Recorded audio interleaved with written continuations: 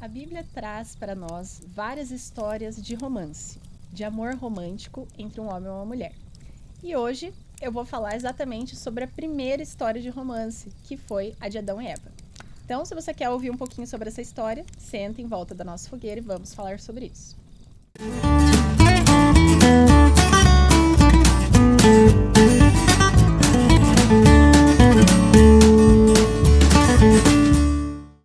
Então, como que começa essa história? Deus cria Adão, põe ele para trabalhar, ele começa a sua vida ali e ele repara que não existe um par para ele, da mesma maneira que ele está vendo com os animais.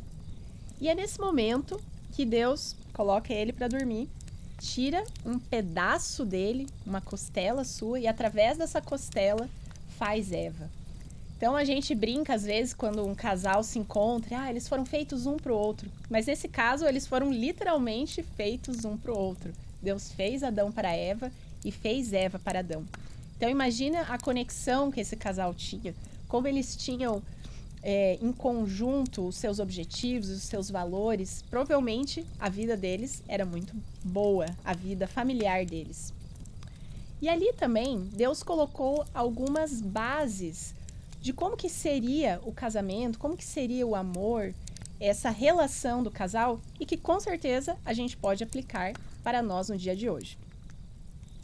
O primeiro, que é interessante, a Bíblia não explica exatamente por que Deus fez isso, mas veja que Deus criou primeiro o homem e deixou ele esperar um pouquinho, deixou ele sentir a falta da mulher. E aí então Deus vem e cria a mulher. Por que será que Deus fez isso, né? Talvez a natureza masculina precisasse disso, precisasse sentir a falta da Eva, e então Deus entregaria a Eva para ele. Mas é interessante pensar nesse ponto. O segundo ponto que é colocado ali é que eles deveriam ser uma só carne. Eles iriam se unir e agora eles teriam os mesmos objetivos, os mesmos valores, os mesmos princípios. Eles estariam unidos em tudo que fariam na vida. Mas isso quer dizer que os dois iam pensar exatamente igual? Tomar exatamente as mesmas atitudes em todas as situações? Não, eles seriam dois seres separados, porém com propósitos e objetivos tão unidos que os dois trabalhariam juntos para atingi-los e consegui-los. E esse era o propósito de Deus, quando ele coloca o homem e a mulher para formarem um casal. Outra aplicação que a gente pode pegar dessa uma só carne é que nós não odiamos a nossa própria carne. Nós queremos fazer bem para a nossa própria carne, ou seja, para o nosso próprio corpo. E da mesma maneira, a gente vai querer tratar a outra pessoa como se fosse nós mesmos. Se a gente vai tratar bem a gente, se a gente quer que a gente fique bem, feliz, é claro que a gente vai fazer isso pelo outro também. Se nós considerarmos que o outro é como se fosse a nossa própria carne. É interessante também que Deus pegou a costela de Adão.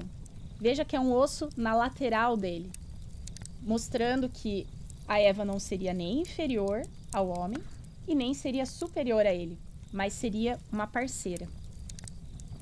Deus coloca ali também que o homem e a mulher deixariam seus lares originais para formar um novo núcleo familiar, mostrando que, apesar da consideração que eles teriam pelos seus pais, pelas suas famílias originais, eles agora formariam um núcleo novo, um núcleo diferente, em que eles tomariam as suas próprias decisões ao formar a sua família. É claro que Adão e Eva, eles não nasceram de pais humanos, mas ali Deus já estava colocando como que seria dali para frente, quando um homem e uma mulher se unissem em casamento. Deus também coloca, naquele momento, que a mulher seria uma auxiliadora ao homem. Ou seja, cada um dentro do casal teriam atividades diferentes, mas atividades que se complementariam em prol de um mesmo objetivo. E por último, os dois deveriam ter filhos, se multiplicar e dominar a terra. Então eles deveriam formar uma família, dessa família sairiam outras famílias, sairiam cidades, países, e eles se espalhariam ali por aquela terra até dominá-la. E ali foram lançadas as bases de como seriam o casamento, como seriam as famílias dali para frente. Então, tudo isso, ao meu ver, torna essa história de amor entre Adão e Eva uma história muito bonita. Uma história em que eles foram, literalmente, como eu falei, feitos um para o outro. E tinham uma plena felicidade dentro do que Deus tinha proposto para eles. Porém, a gente sabe que essa história tem uma reviravolta muito grande e uma reviravolta para pior. Ali onde eles habitavam, no Jardim do Éden, existia uma árvore. A árvore do conhecimento do bem e do mal. E ali estava simbolizado a decisão que eles tinham de seguir a Deus ou não. Porém, no momento que eles decidissem não seguir a Deus, Deus já tinha dito que eles morreriam. Por quê? Porque se Deus é o doador da vida e eles escolhem se afastar de Deus, eles também estão se afastando da vida. E quando eles se afastam da vida, a morte vem por consequência. Então, em um momento que eles estão separados, que é algo que não deveria ter acontecido, Eva se aproxima daquela árvore, é tentada e decide comer do fruto. Mas no momento que ela come do fruto, ela vai então para o seu marido, Adão, e oferece para ele também. Agora imagine a cabeça de Adão quando ele vê aquele fruto. Provavelmente ele entendeu o que tinha acontecido. E ele sabia também as consequências. Será que depois disso, se ele não comesse o fruto, ele teria que se separar eternamente de Eva? O que aconteceria? Não tinha como saber. E nós não adianta a gente ficar conjecturando. Se Eva tivesse comido o fruto e Adão não, o que será que teria acontecido? Porém, provavelmente isso passou na mente dele. E ele decidiu também comer daquele fruto. Entender, afinal, o que era esse mal que eles ainda não conheciam e que Deus pediu para que eles se mantessem afastados. Então, é como se Adão ali tivesse entregado a sua própria vida em amor a Eva.